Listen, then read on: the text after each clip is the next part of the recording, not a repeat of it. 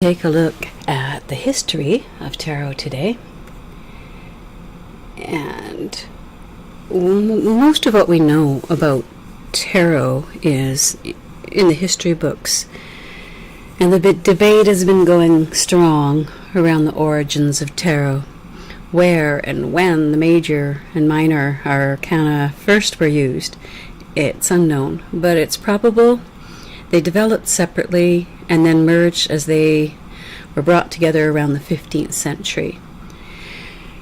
That was right around when the block press arrived and decks could be printed en masse and became affordable. And more importantly, they were consistent in their form. Prior to that, it was only kings and nobles who could afford to have sets painted. In 1933, during a seminar, Swiss psychiatrist and psychoanalyst CarlJung founded analytical psychology, and he was speaking about tarot during a seminar sometime around 1930 to 1934. He stated that these tarot cards are the predecessors of the sets we use to gamble, where red and black represent two opposites, and the division of 4 spades, hearts, diamonds, and clubs also corresponds to the symbolism of individualization. They are psychological images, symbols we play with in the same manner that the unconscious seems to play with its contents. They are combined in a certain way, and its different combinations correspond to a playful development of humankind's history. So tarot reading from Jung's point of view is a process that unveils the unconscious and which follows clues of psychic alchemy. It is said that Carl Jung discovered the internal tarot of the human mind with his notion of archetypes.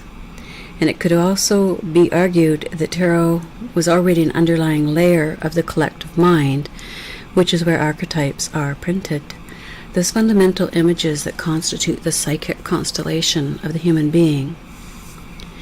In a pack of 78 tarot cards, similar to the 64 hexagrams of the I Ching, a spiritual universe is ciphered, which can be used to form predictions. Jung said, "We can predict the future when we know how the present moment evolved from the past. The flow of past and present are connected, just as the conscious mind is subjected to the unconscious." So I have a clip here I'm going to play.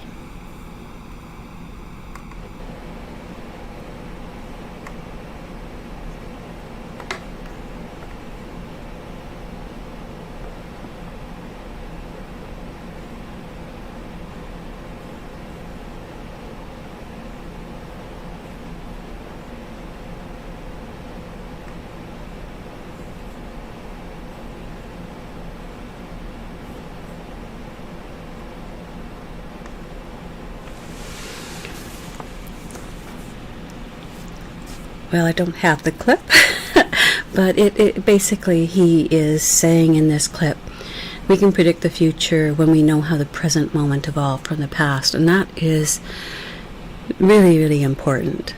How did we come to gather these archetypes? And